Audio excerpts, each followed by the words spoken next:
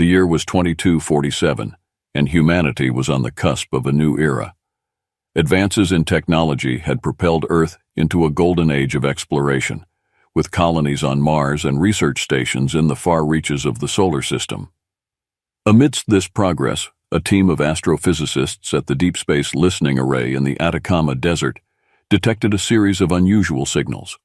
At first, the signals were dismissed as cosmic background noise, or the remnants of a distant star's death throes.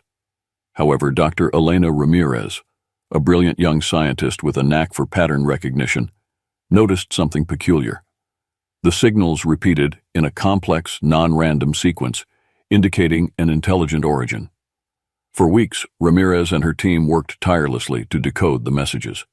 The breakthrough came late one night when they realized the signals were mathematical, universal constants, and prime numbers. Excitement spread like wildfire through the scientific community. The realization that humanity was not alone in the universe electrified the world. The decoded messages revealed coordinates, and a simple greeting from an entity calling itself the Galactic Union. This coalition of alien species had been observing Earth for decades, waiting for humanity to reach a level of technological and social maturity suitable for contact.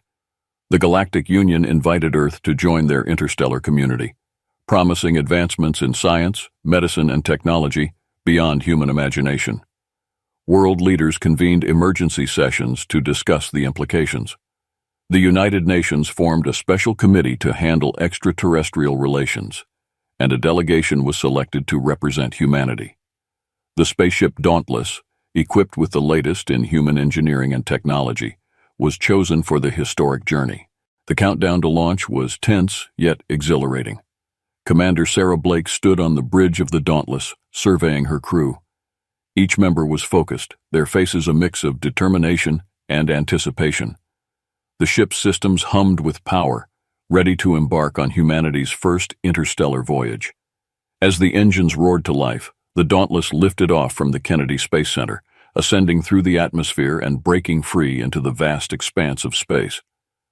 The ship's warp drive, a recent breakthrough in propulsion technology, activated, and the stars stretched into long streaks of light as they hurtled toward their destination.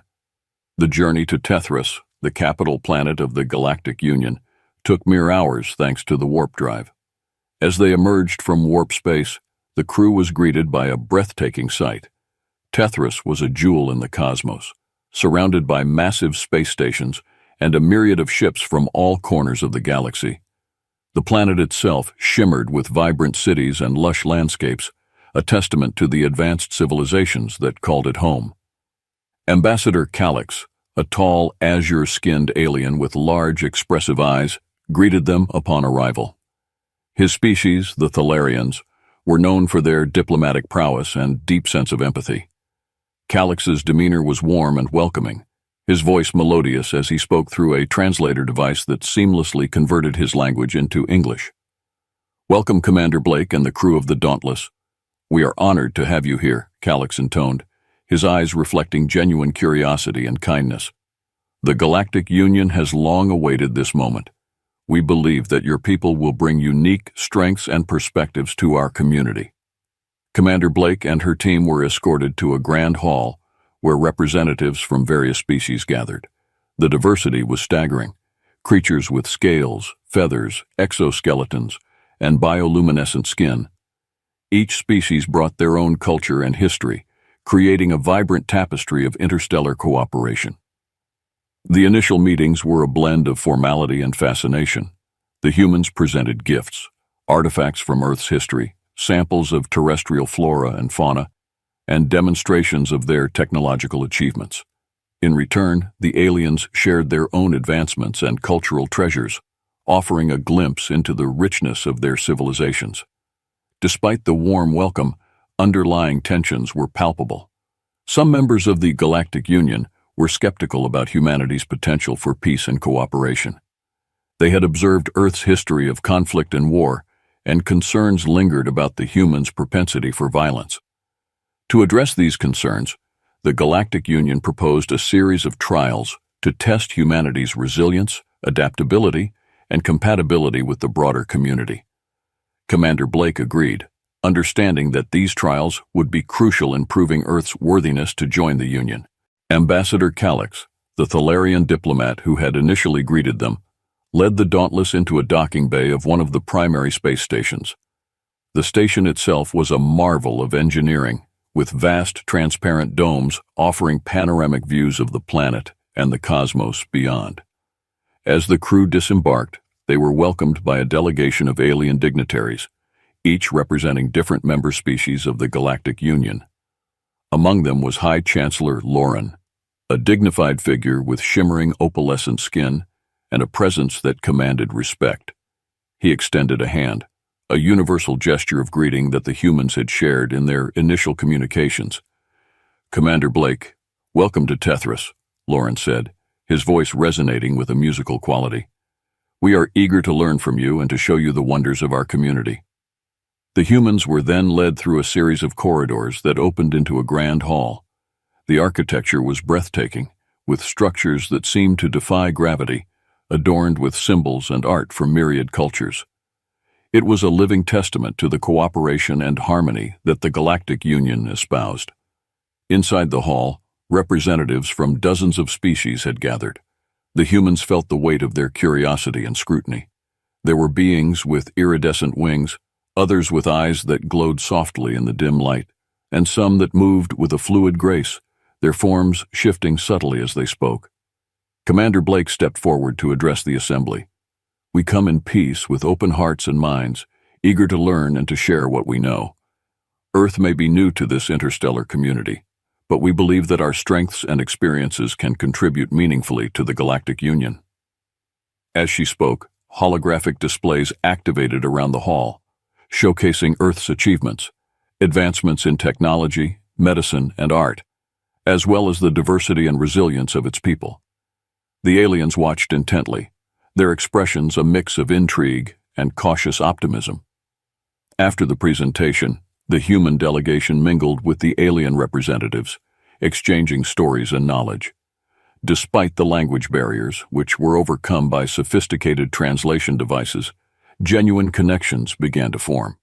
The humans were struck by the richness of the cultures they encountered and the vast array of perspectives on life and the universe.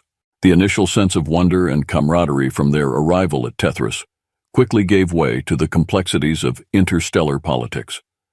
The humans found themselves navigating a web of diplomatic intricacies that rivaled anything they had encountered on Earth.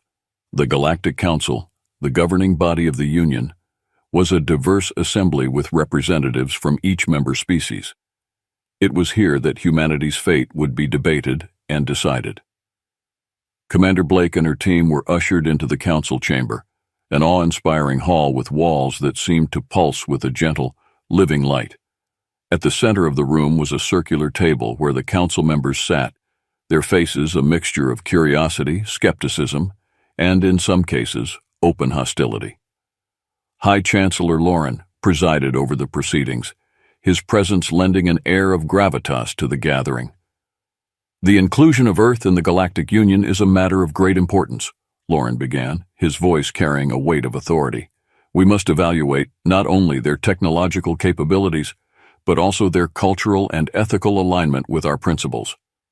The debate was intense from the outset. Some council members, like Ambassador Calix, spoke passionately in favor of humanity's inclusion, citing their potential for innovation and their proven resilience. Others, however, were not so easily convinced.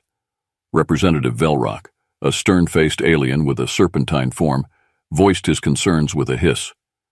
"Humans have a history of violence and conflict," Velrock argued. "Their rapid technological advancement poses a risk. Can we trust a species that has only recently achieved interstellar travel to uphold the values of peace and cooperation that we hold dear?" The human delegation responded with examples of Earth's capacity for progress and unity, highlighting their achievements in overcoming adversity and their commitment to exploration and understanding. Dr. Elena Ramirez, who had decoded the initial alien signals, presented a compelling argument about humanity's desire for knowledge and its ability to learn from past mistakes. Despite these efforts, the Council remained divided. It was clear that proving humanity's worth would require more than just words. To this end, the Galactic Union proposed a series of trials designed to test the humans in various aspects: survival, diplomacy, and adaptability. These trials would take place in different environments, each chosen to challenge the humans' capabilities and to demonstrate their potential contributions to the Union. The announcement of the trials brought a mix of reactions from the human delegation. Some were eager to prove themselves, while others were apprehensive about the unknown challenges ahead. Commander Blake, however, remained resolute. She understood that these trials were necessary not only to earn the trust of the Galactic Union, but also to showcase the strengths that made humanity unique. The first trial took the human delegation to Varlon, a remote moon known for its extreme conditions. Varlon's surface was a frozen wasteland, its atmosphere thin and biting cold. The moon was chosen to test the humans' survival skills and their ability to adapt to harsh environments, a test that many alien species found daunting. The humans landed on Varlon, stepping out of their shuttle into a blizzard. The temperature was well below freezing, and the wind howled with a ferocity that could strip the warmth from their bodies in minutes. However, Commander Blake and her team were prepared. They donned advanced thermal suits designed to withstand the most extreme conditions Earth had to offer. Their first task was to establish a base camp. The humans worked quickly and efficiently, setting up insulated shelters and starting portable heaters. The alien observers, including Ambassador Calix and several skeptical council members, watched with interest. They had expected the humans to struggle, but the team's systematic approach and apparent ease in dealing with the cold began to change their perceptions. Next, the humans needed to secure a sustainable source of heat and food. Using portable sonar devices, they located a thermal vent beneath the ice. They drilled through the thick layer, accessing the geothermal energy below. This not only provided heat, but also allowed them to melt ice for water. The crew also set up hydroponic units to grow food, showcasing their ability to create life-sustaining conditions even in the most hostile environments. Dr. Elena Ramirez took samples of the local ice and soil, analyzing them for any potential resources or dangers. Her findings indicated that Varlon's ice contained minerals that could be useful for long-term habitation and scientific research. This discovery was shared with the alien observers, further demonstrating humanity's scientific acumen and adaptability. As days passed, the humans thrived on Varlon. They conducted experiments, held strategy sessions, and even organized recreational activities to maintain morale. The alien observers were particularly impressed by the humans' resilience and ingenuity. They had expected the humans to barely survive, yet they were not only surviving, but thriving. One evening, around a fire made from the heat of the thermal vent, Calix sat with Commander Blake and her team. "Your adaptability is remarkable," Calix remarked, his large eyes reflecting the flickering flames. "Many species would have faltered under these conditions. You've not only survived, but demonstrated resourcefulness and strength." "Thank you, Ambassador," Blake replied. "Survival in harsh conditions is part of our history. From the Arctic explorers to those who settled in the deserts and jungles, humanity has always found ways to adapt and overcome." The trials continued with a series of tasks designed to push the humans to their limits. They navigated treacherous ice fields, built communication arrays from limited resources, and even managed to establish a rudimentary weather monitoring station. Each task was completed with a level of competence and cooperation that impressed the alien observers.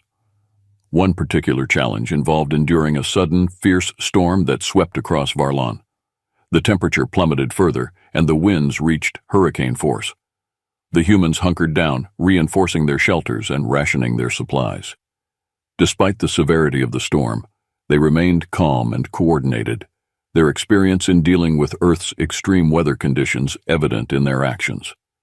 As the storm raged outside, Dr. Ramirez continued her research, using portable equipment to analyze the storm's composition and behavior.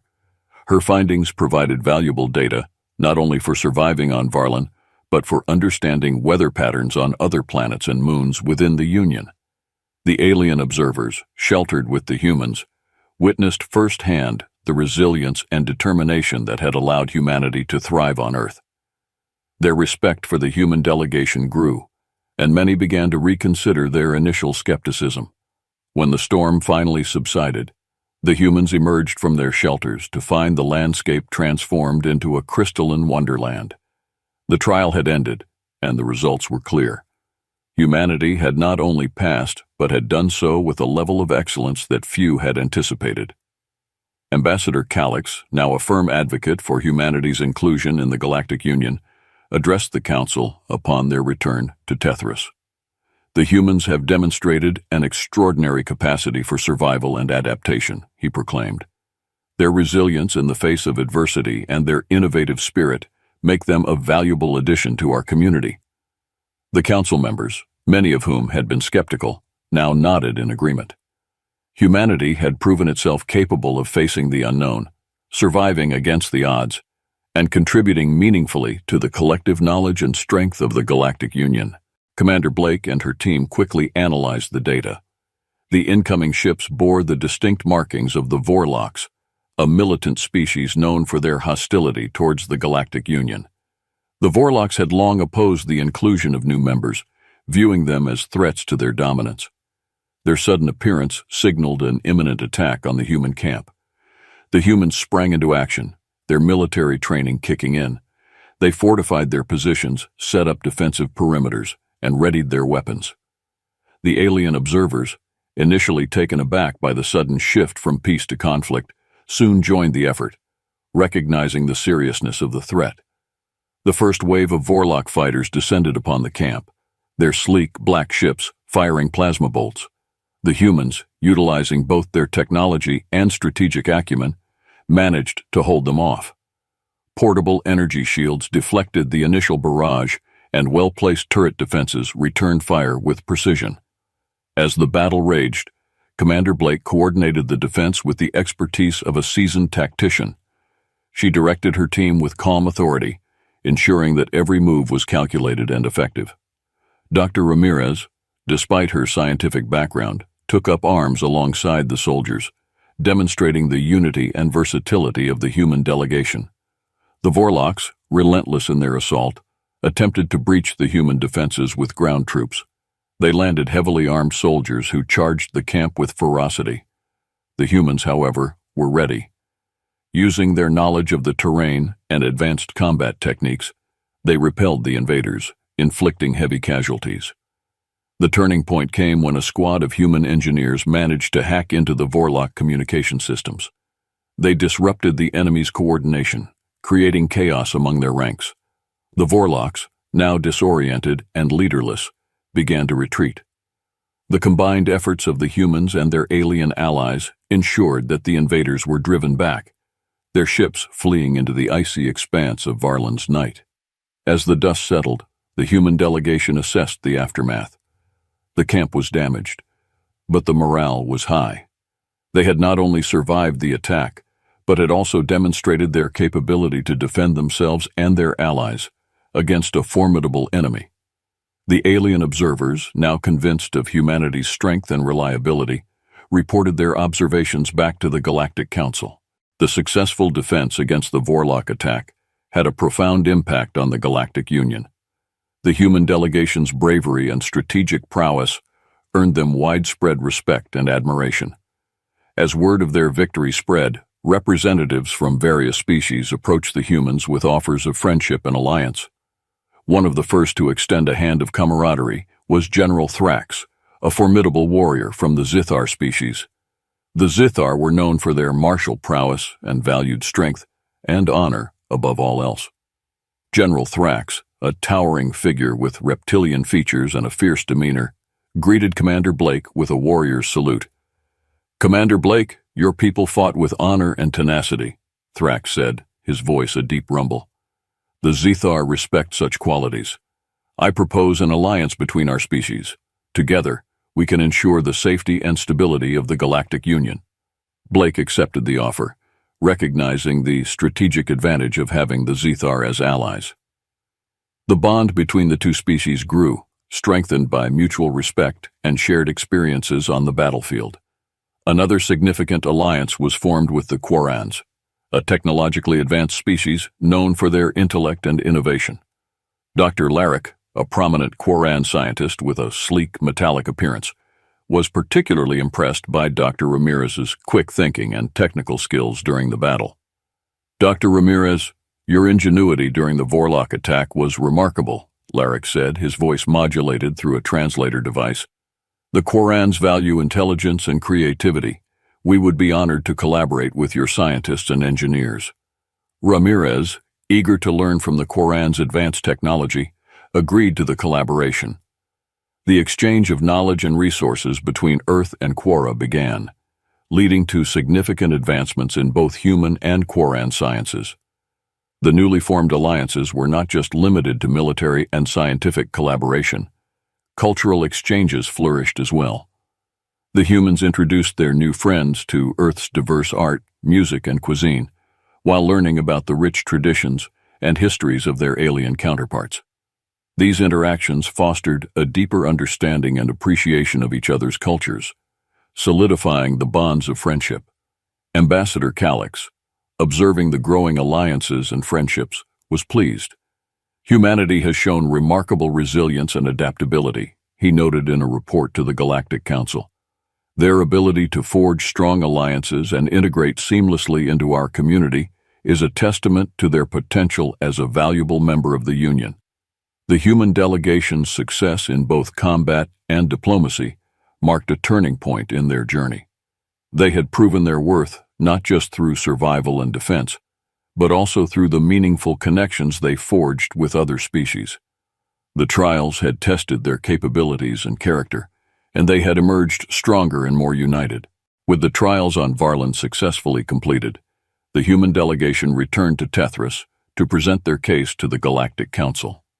The council chamber was a grand amphitheater, with seats arranged in a circular pattern, allowing representatives from all member species to observe and participate. At the center stood a podium where the humans would make their final presentation. High Chancellor Lauren called the session to order, his voice resonating through the chamber. "Today, we gather to evaluate the inclusion of Earth into the Galactic Union. The trials on Varlan have demonstrated the humans' resilience and capability, but now we must consider their potential contributions and alignment with our values." Commander Blake stepped forward, flanked by her team. She began by recounting the events on Varlan, emphasizing the humans' adaptability and resourcefulness. Dr. Ramirez detailed their scientific findings, highlighting how their discoveries could benefit the Union.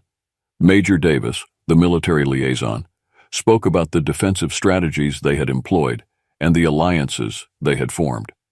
As the humans spoke, holographic displays around the chamber showcased images and data from Varlan, scenes of the camp, the defense against the Vorlocks, and the collaborative efforts with their alien allies.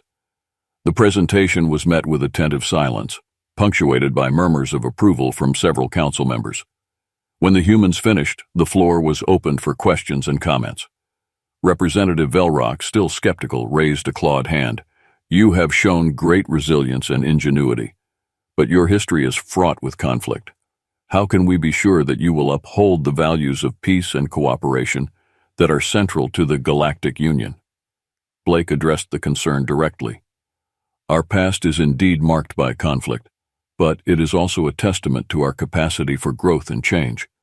We have learned from our history and strive to build a future based on mutual respect and collaboration. Our actions on Varlan, our willingness to learn and form alliances, demonstrate our commitment to these values." Ambassador Calix then spoke in support of the humans. "I have witnessed their resilience and adaptability firsthand. They possess a unique blend of strength and compassion, qualities that will enrich our community. The alliances they have forged with the Zithar and the Quarans are proof of their ability to integrate and contribute positively to the Union." The council members deliberated, their discussions lasting several hours. Finally, High Chancellor Lauren called for a vote. The decision was overwhelmingly in favor of humanity's inclusion, with only a few dissenting voices. The humans had proven themselves not only through their actions on Varlan, but also through their ability to inspire trust and cooperation. Lauren addressed the assembly. By the authority of the Galactic Council, we welcome Earth into the Galactic Union. May this be the beginning of a prosperous and harmonious relationship. A faction within the Galactic Union, secretly allied with the Vorloks, had been plotting to undermine humanity's integration. This faction, fearing the potential shift in power dynamics, sought to destabilize the newfound alliances and create chaos. Their leader, a cunning and ruthless alien named Malgar, had orchestrated the Vorlok attack on Varlin as a test of humanity's resilience and as a means to sow distrust. Commander Blake received a discreet message from an informant within the Union, warning her of an imminent threat. The message detailed a plan to sabotage the Dauntless and implicate the humans in an act of aggression. Realizing the gravity of the situation, Blake convened an emergency meeting with her team and their closest allies. General Thrax and Dr. Larrick, both staunch supporters of humanity, offered their assistance. "We cannot allow these conspirators to succeed," Thrax growled. "Their actions threaten the very foundation of the Union." The team devised a plan to uncover and expose the traitors. Dr. Ramirez and Dr. Larrick worked together to hack into the station's security systems, gathering evidence of the faction's communications and movements. Major Davis coordinated with General Thrax to secure key areas of the space station, ensuring that any attempt at sabotage would be swiftly countered. The crucial moment came when the conspirators attempted to plant a bomb on the Dauntless. The humans and their allies were ready. They ambushed the saboteurs, capturing them before they could execute their plan. Among the captured was Malgar, whose bitter defiance only confirmed his guilt. With the evidence collected by Ramirez and Larrick, Blake presented the findings to the Galactic Council. The revelation shocked many, and the Council acted swiftly to dismantle the rogue faction. The captured conspirators were tried and sentenced, their actions condemned as a betrayal of the Union's principles. High Chancellor Loran addressed the Assembly once more. "The actions of a few cannot overshadow the commitment to peace and cooperation that defines our Union. The humans have shown great courage and integrity in exposing this plot. We owe them our gratitude." The Council's response was overwhelmingly supportive. Humanity's position within the Galactic Union was not only secured, but strengthened by their decisive actions against the traitors. The alliances formed with the Zithar and the Quarans grew even stronger, cementing bonds forged in the crucible of conflict. The revelations of the conspiracy had only momentarily settled the unrest within the Galactic Union. As the humans and their allies continued to solidify their position, a more significant threat loomed on the horizon. The Vorloks, angered by the failure of their covert allies and determined to assert their dominance, launched a full-scale assault on Tethras, the heart of the Union. The attack began without warning. Vorlok warships emerged from hyperspace, darkening the skies above Tethras. Their assault was swift and brutal, targeting critical infrastructure and defense systems. The initial strikes caused widespread panic and chaos as the Union's forces scrambled to mount a defense. Commander Blake and her team, now seasoned by their previous encounters, immediately took action. The Dauntless, docked at a space station orbiting Tethras, was quickly prepped for battle. General Thrax and his Zithar warriors, along with Dr. Larrick and the Quaran fleet, rallied to support the humans. Blake's voice was calm, yet resolute as she addressed her crew. "This is our chance to prove our commitment to the Union. We fight not just for Earth, but for the peace and unity of all member species. Let's show the Vorloks what humanity is capable of." The Dauntless led a coordinated counterattack, its advanced weaponry and defensive systems proving invaluable. The humans employed a mix of tactics, combining their ingenuity with the strategic prowess of their allies. As Vorlok ships descended, the Dauntless and its fleet engaged in a fierce space battle, lasers and plasma bolts lighting up the void. On the ground, the situation was dire. Vorlok ground forces had breached the defenses of several key cities, spreading destruction and fear. Commander Blake coordinated with the Union's ground forces, deploying human soldiers and Zithar warriors to repel the invaders. The humans' adaptability and resilience were on full display as they fought side by side with their alien allies. their actions driven by a shared purpose. Major Davis led a critical mission to reclaim a strategic defense tower that the Vorloks had captured. The tower's advanced weaponry was crucial for Tethras's defense. Davis and his team navigated through the war-torn streets facing intense resistance. Despite the odds, they managed to infiltrate the tower, disabling the Vorlok control systems and restoring it to Union command. The reclaimed tower provided much-needed firepower, turning the tide of the battle in the Union's favor. In space, the Dauntless faced the Vorlok flagship, a massive vessel bristling with weapons. Commander Blake, realizing that defeating the flagship would demoralize the Vorlok forces, devised a daring plan. Utilizing the ship's warp drive in a short burst, the Dauntless executed a high-risk maneuver, appearing directly above the flagship and unleashing a devastating barrage. The flagship's shields faltered under the concentrated fire, and a well-placed missile strike from the Dauntless penetrated its hull, causing a catastrophic explosion. The destruction of the flagship marked the turning point. The remaining Vorlok ships, now leaderless and disorganized, began to retreat. The Union forces, galvanized by the victory, pursued them, ensuring they would not regroup for another assault. The aftermath of the battle brought a temporary calm, but the Vorloks were not defeated yet.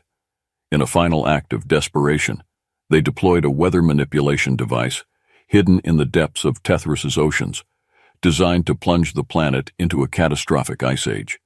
The device began to activate, and within hours, the temperature across Tethras started to drop precipitously. Ice storms and blizzards swept through cities, threatening to bring life on the planet to a standstill. Commander Blake and her team quickly realized the severity of the situation. The device's effects were felt almost immediately, with infrastructure failing and panic spreading among the population. The Union's emergency response teams were overwhelmed, and it became clear that disabling the device was the only way to save Tethras. Dr. Ramirez, utilizing the data gathered from their time on Varlin, identified the location of the weather manipulation device. It was deep beneath the ocean, protected by layers of defenses and the harsh underwater environment. A specialized task force was assembled, including human engineers, Quran scientists, and Zithar warriors, to undertake the mission.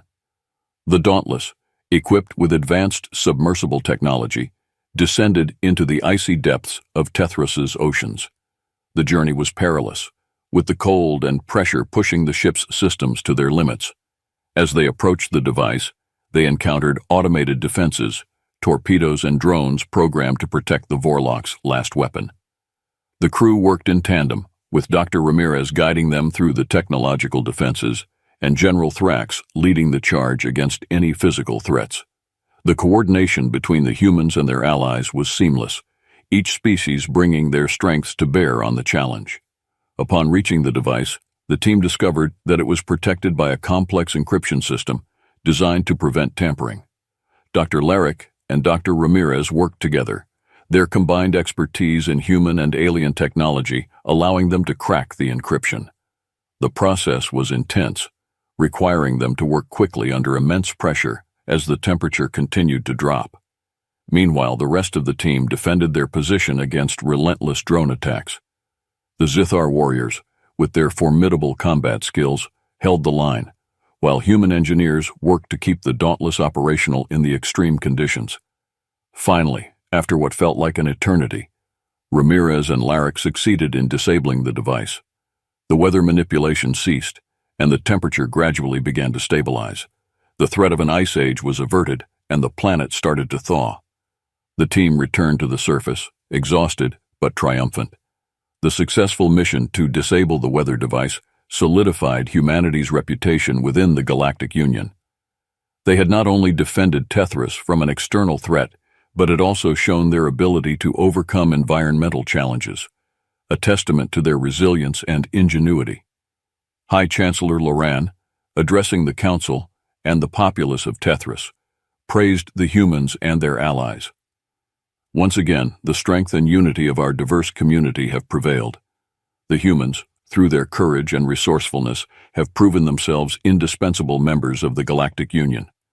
The aftermath of the Vorlok crisis brought a period of reconstruction and reflection for the Galactic Union. With Tethys slowly recovering from the near-catastrophic freeze, the focus shifted to rebuilding and strengthening the bonds between member species. Humanity's role in the defense of Tethys and the subsequent disabling of the weather manipulation device had earned them immense respect and gratitude. As part of the rebuilding efforts, the human delegation was heavily involved in various projects across Tethys. Engineers and architects from Earth collaborated with their counterparts from other species to restore the damaged infrastructure. Their innovative approaches and willingness to learn from alien technologies led to the creation of structures that were stronger and more resilient than before. Commander Blake and her team became ambassadors of goodwill, traveling to different parts of Tethys to assist in the recovery efforts. They visited schools, hospitals, and community centers, sharing knowledge and offering help wherever it was needed. These interactions allowed them to form deeper connections with the inhabitants of Tethys, fostering a spirit of unity and mutual respect. One particularly significant project was the construction of a new interspecies research facility. Dr. Ramirez and Dr. Larrick spearheaded the initiative, bringing together scientists from across the Union to collaborate on advanced research in fields such as medicine, environmental science, and technology. The facility, aptly named the Unity Institute, became a symbol of the collective strength and intellectual diversity of the Galactic Union. During the opening ceremony of the Unity Institute, High Chancellor Lauren addressed the gathered dignitaries and citizens. This institute stands as a testament to what we can achieve when we work together. The collaboration between our species, exemplified by our human friends, shows that our diversity is our greatest strength. Together, we will push the boundaries of knowledge and ensure a brighter future for all. The cultural exchanges also flourished during this period. Humans introduced their alien allies to Earth's art, music, and cuisine, while learning about the rich traditions and customs of the other species. Festivals and events celebrating this newfound unity were held regularly, creating a vibrant, shared culture that transcended individual species. The Zythar, inspired by humanity's resilience and bravery, invited Commander Blake and her team to participate in their traditional warrior ceremonies. These events, filled with displays of martial prowess and storytelling, further solidified the bond between the humans and the Zythar warriors. General Thrax, in particular, formed a close friendship with Major Davis, their mutual respect and camaraderie a reflection of the broader alliance between their peoples. With Tethys on the path to recovery, the focus shifted towards the broader implications of humanity's integration into the Galactic Union. The success of the reconstruction efforts and the flourishing alliances had created a sense of optimism and renewal. The Galactic Council decided to hold a summit to discuss the future direction of the Union and to celebrate the unity that had emerged from the recent trials. Delegates from all member species gathered on Tethys, their numbers bolstered by new alliances and friendships forged during the crisis. The summit was held in a newly constructed conference center, a marvel of architecture that combined elements from the cultures of every species in the Union. The building itself was a symbol of the unity and cooperation that defined the Galactic Union. Commander Blake, now a respected figure across the galaxy, was invited to speak at the opening ceremony. We stand here today as a testament to what we can achieve when we embrace our differences and work together. The challenges we faced have only made us stronger, and the bonds we have formed will guide us towards a future of peace and prosperity. The summit included discussions on various topics, from defense strategies and scientific collaboration to cultural exchanges and environmental sustainability.